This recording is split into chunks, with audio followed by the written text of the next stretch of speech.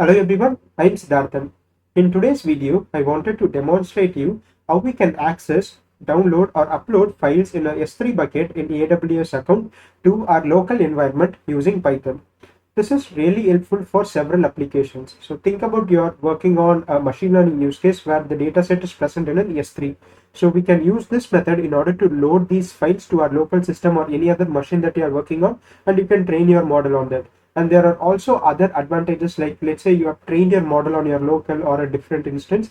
So you can push that to an S3 bucket and access it from a different EC2 or other services from AWS so that you can deploy that model. So there are like several applications to this. So I just wanted to start with this so that later we can move on to the concepts of how we can deploy the models, how we can train the models in AWS and so on. So as I said in today's video, let's focus on S3 and how we can access this S3 from Python. So I have my AWS account created, so you can create this too. So using S3 won't cost you that much, but you should be aware of like the pricing that it is taking. But let's say you are working on a company, right? So they probably have a AWS account or Azure account, so you can just get the credentials from them and you can kind of work on this. So here I have a notebook file. So from here, I'm going to access my files in the S3 bucket and do some stuff around it. So in order to create S3, you can just go to the search bar. So this is like the AWS console. So this is how this should like look like. And these are the recently visited AWS resources. You can just search S3 and you can create a S3 bucket from there. So it's like a simple step. You can kind of watch some blogs about it. So I've already created a S3 bucket and I have named this to S3 for ML use case. So this is my S3 bucket, and as you can see now this is empty, so this doesn't have any files or folder in it. So what we are going to do is, in my local system I have few files. So I have this diabetes.csv and I have this data folder called as dataset, and within that I have like a few files. So I'm going to show you how you can kind of access these files from your local, push that to your S3 bucket, and later how you can retrieve these files. So this will be our today's use case. So for this, what you need is, of course, a AWS account, and you need like a proper, S3 bucket for which you have an access. And for accessing this, we are going to use two things. One is the AWS access key and the secret key.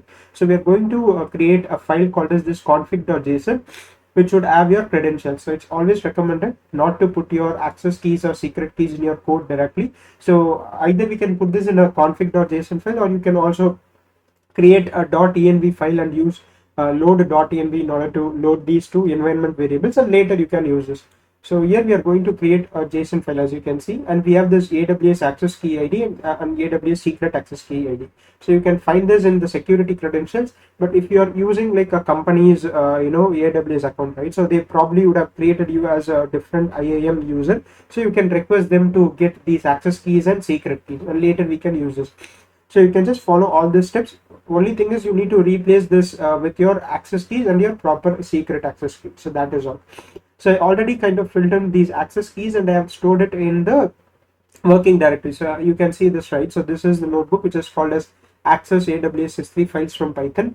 So it's this file, and I also have this config.json which has my credentials, basically my access keys and secret keys, and we can use this in order to connect to our S3 bucket and later like load the files, or like kind of download the files or upload the files, or like do whatever we want with it. Okay, so that will be the thing. So you need a AWS account and you need like a S3 bucket for it, and finally you kind of need this access keys for this. So these are the prerequisites for this.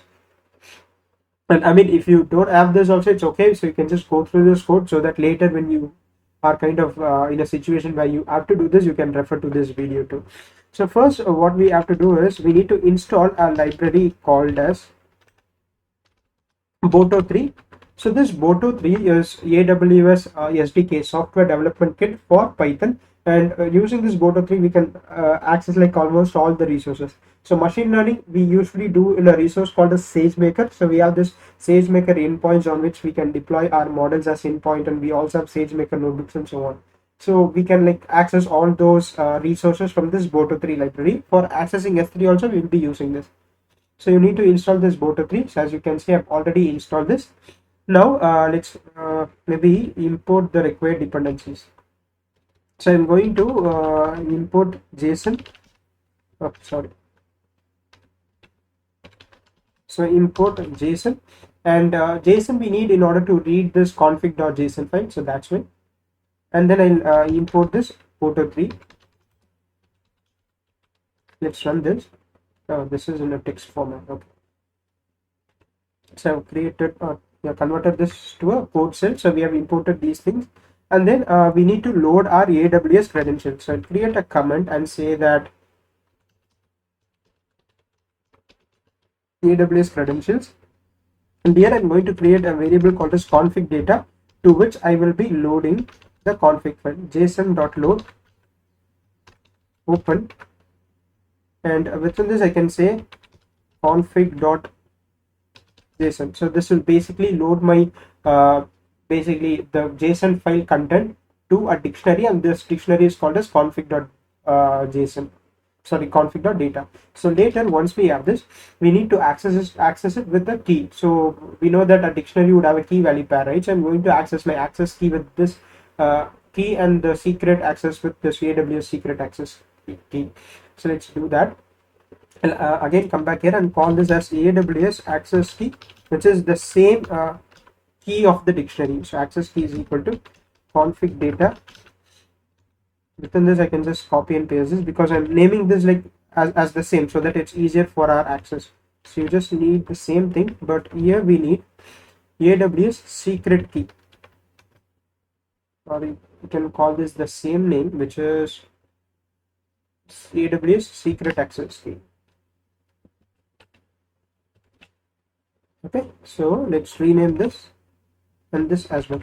So what would happen is this will read the JSON file and load all these things here. Okay, so AWS access key is not here.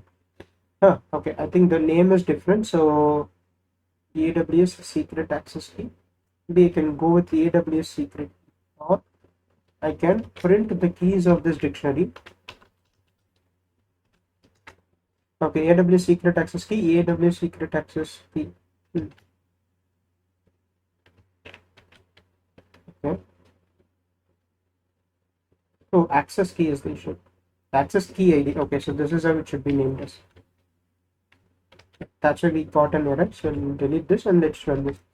Okay, so now we have loaded our access key to this variable called as AWS access key ID, and loaded our secret access key to this variable called as AWS secret access key. Now we can mention the name of the bucket and like say like where you want this file to be stored in the S3 bucket and so on. So here I'll say you can maybe write a comment as S3 bucket details. So this is like a global unique name that you have to give this, and while you're creating this S3 bucket, right? So there it will tell you to create like a unique name for this. So here I call this as bucket name. So this is like the usual convention that we use. So bucket name is equal to, I'm going to copy this, which is this S3. So if you just come back to this bucket, right? So you can find the name here. So S3 for ML use case. So this is my name, and I'm going to paste this. Again, you have to make sure that your keys or your particular role, right? So I have proper permission. So if you don't have proper permission, you're going to get like this access denied error. So make sure that to your admin, right, you can make sure that you have like all the required access. So that's like one thing you need to make sure. The next thing that I'm going to do is say key is equal to diab.csv. So what I'm basically doing here is every object has a key in a S3 bucket. So, or you can think about that key as the location or the path of that file. So here I'm saying that I want to store a file. Basically, I'm going to store this diabetes.csv file, but I'm going to name this as diab.csv and store it in this particular bucket. So here you can see now we don't have any files in this bucket, right? So later we upload this, we can find this file named as diab.csv. Next thing is you need to give the file path of the local file. So here we are going to pass this diabetes.csv. So I can say local file path is equal to diabetes.csv. So I'm going to push this particular file, and I'm going to save that as diab.csv in my S3 bucket. So you can do this with the same name, but just to avoid confusion, I've named this as diab.csv. So this is the S3 key. Again, these are not like the access keys, but the key is, again, as I said, is like the path or path of the file that you are saving. So I'll run this again so that we can name this as S3 key, and local file path is diabetes.csv. So now we can load this S3 client from this Boto3 library, and later we can perform operations like uploading the file, uploading the folder, or like downloading the file. So those things can be done. So here I'm going to create a S3 client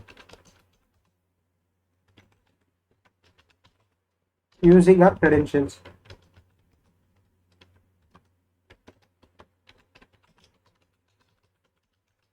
So here I can say S3 client is equal to Boto3.client,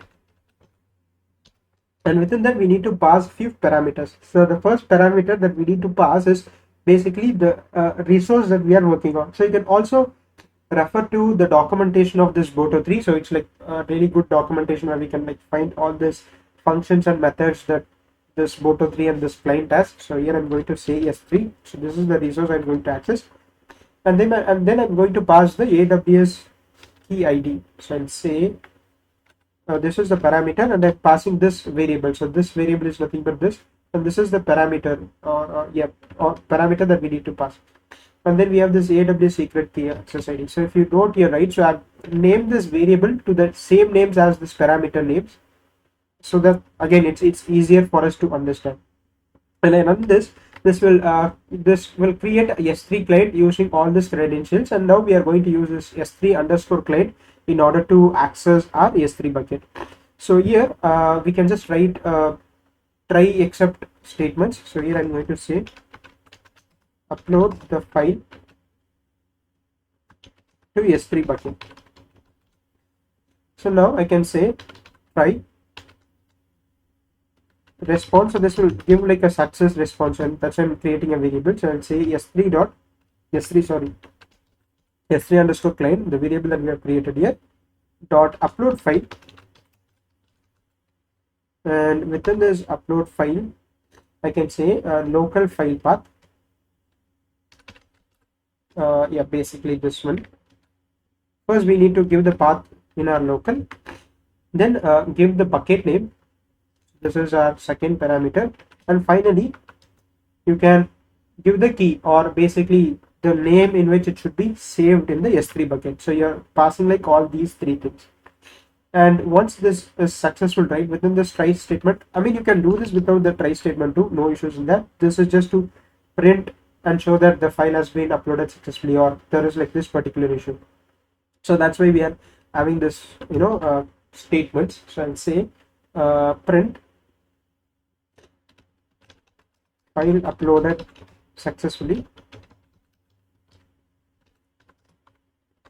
to a particular S3 bucket. So we are using this F to just substitute few strings and copy this, paste it here, and let's have a except statement, except exception as E. Okay, so here we are going to print if there are any errors, right? So if we are name the local file path wrongly or something, some error is there, we are going to print that too. So let's say print if error uploading file, and we can also print the error by using this E. So we are storing this error message in this variable called as E, and then we are printing it. So this basically should read the local file path, which is diabetes.csv, and upload this using this upload file function to this particular bucket and with this particular name or the S3 bucket key. So let's run this. So this says that file uploaded successfully to this S3 for ML use case S3 bucket. So let's come back here. You can refresh this, and as we can see, it gives the time in which it's modified, the size of the file, and the name as we have created, diab.csv. So you can also click this in order to open this. You can download it to open or like do some stuff around this. So this is how you can upload a single file to a S3 bucket. So now let's understand how we can upload a folder to this S3 bucket. So let's say that you have thousands of files in a folder and you don't want to upload this individually, right? So let's say that in this case we have 3 files. So similarly, let's say that you have hundreds of files or thousands of files. In order to upload all those things, you can just write a simple for loop. right? So again, it's not like that complex. So let's see how we can do this. So this part would be this, maybe we can call as, for all these things we'll be using the same S3 client, so you don't have to initiate a client every time. So this is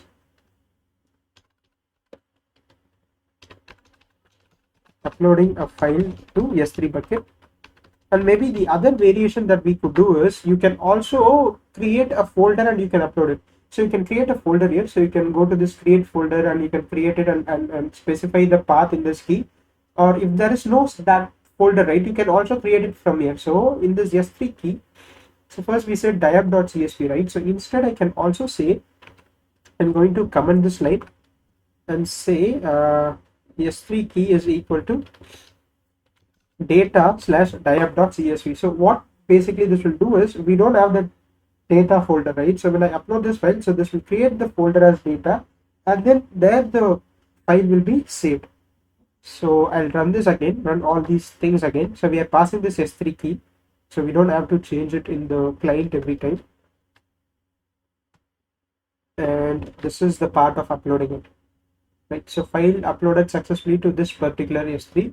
So let's come back here, refresh this, and now we have created a folder and we have this diab.csv file. So this is how you can also upload files to a specific folder. So you can also create, as I said, create a separate folder and you can mention that in your key. So that will also work. So next part is uploading a folder.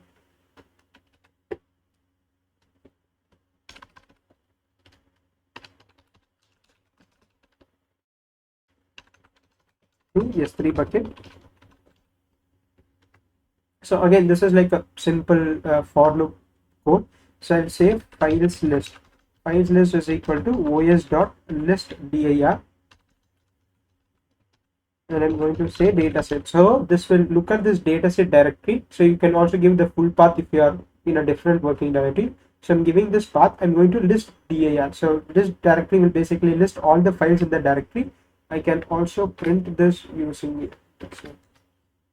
Okay, I haven't imported OS, so I'll import OS here.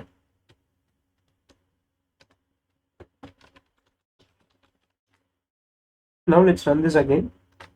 So we have like these three files. Now let's see how we can upload this. So I'm going to create a folder here called as, let's say, S3 folder name is equal to, let's name this as S3 dataset.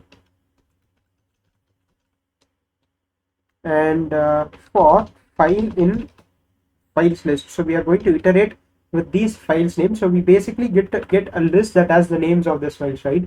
So we are going to do the same thing again, but we will just append the names like one by one and then like upload it. So here you can say local file path is equal to f dataset. So dataset is not going to change, so you can put it like this, and each time you can change this file. So when you put this variable in a parenthesis, right, so that will be substituted, and for that you need to use this f. So I'm sure that most of you would know, but if you're someone who have not like used this, right, you can follow this. The other part is you can just use a plus symbol and concatenate this string, so that will also work. Like, I mean, like whatever is like you are used to, you can use that. So a basic like string concatenating operation. So we have this local file path dataset file. So what would happen here is, when the for loop runs for the first time, the file variable will take the name parkinsons.csv, then it will take the name diabetes.csv, and this process goes on. And then we update this string here, local file path dataset slash parkinsons.csv. Now this will be uploaded, and then diabetes.csv. Now this will be uploaded. So this process will go on. And now we also need to create the S3 key, right, where the file should be saved. So here I can say S3 key is equal to, so here we have created a folder called as S3 dataset. So this folder has to be created on the S3 bucket. So I'll call this as S3 folder name. Make sure it's properly zoomed.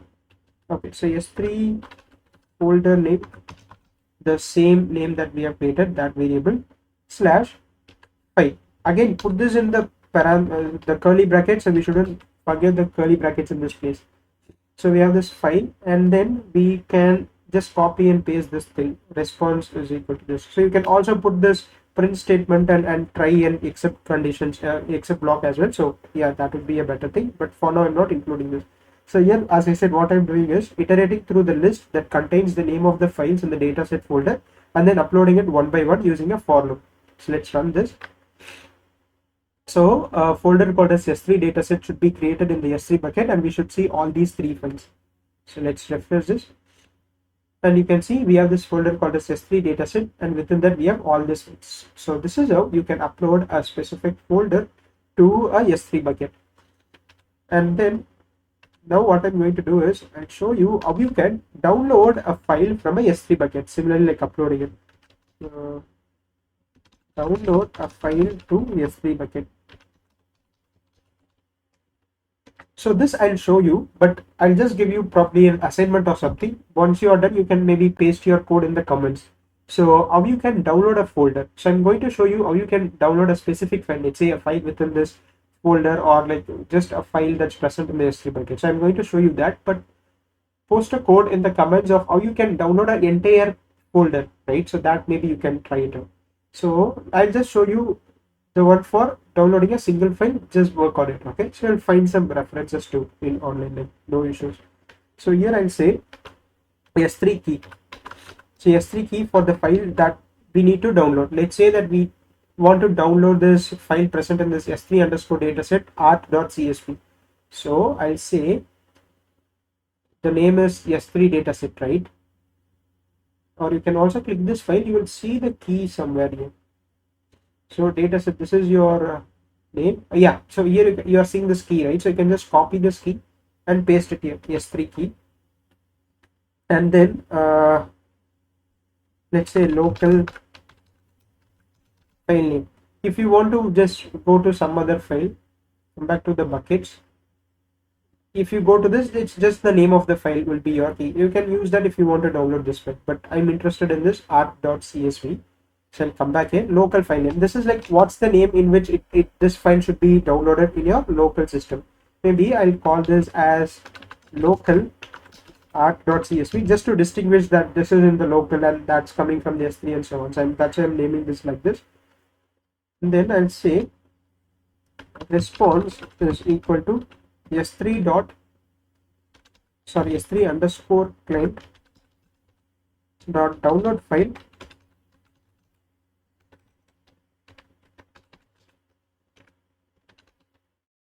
and then I can give like few parameters. So the order in which we earlier passed the parameter will change it. So earlier we have set local file path, bucket name and S3 key, right? So here you have to do it a bit differently. You can also refer to the parameters in the download file thing as well. So maybe I'll copy this S3 client download file and say boto3 S3 client download file. So this is the AWS documentation, boto3.amazon. So we basically have my bucket allow text, right? So first you need to pass the bucket key and the file name. These are like extra arguments, so probably we don't need that. So first bucket name, S3 key and the file name. So I'll say download file. First I'm passing my bucket name. So I'm working with the same bucket, so I can just first pass this, put a comma. The next thing is your S3 key, which we have over here. And then you have the S3, the local file name. So you can run this one. So in my local, I don't have this. So this is within this dataset, but I want to download this here, right? So here you're not seeing local underscore art.csv. So now I'm going to run this, and this will download the file and save it in my working directory. So now I can come back here, refresh this, and we can see this local underscore art.csv. So this is how you can download a file from S3 and save it to your local system. Again, this is like a simple use case like of what I have done, right? But if you are working with AWS in order to build some machine learning stuff, you're going to use S3 a lot, and probably you will train your model in an EC2 or in a SageMaker notebook. So there you will, again, the interaction of all these services are like much easier. So instead of passing the access keys, you can just pass the roles. Here also you can pass the roles, but it's like a bit complex. So the integration between, let's say, S3 and the SageMaker and the EC2 are like very easier to establish. So it will be like really helpful for you if you are working on those kind of instances as well. So yeah, that's how we can work on it. So as I said, you can work on doing how you can download a entire folder that has like these files. Let's say that you are going to download this S3 dataset folder entirely to your local, you can work on it. I'll just give you a clue. So there are like functions using which you can list the files present in a S3 bucket or in a specific folder. So you have this functions in Boto3, this S3 client, using which you can list like all these files. Later use it as a key and you can download this files. Just research about it a bit and maybe do the code and post it on comments so that someone else will also be able to do it. So I'll just give you that as an assignment. So that's all from my side. Later I'll just upload more advanced videos on how you can deploy the machine learning model, how you can automate the process of deploying the model, SageMaker training, SageMaker notebooks, and so on. So that is all from my side in today's video, and I'll see you in the next upload. Thanks for watching.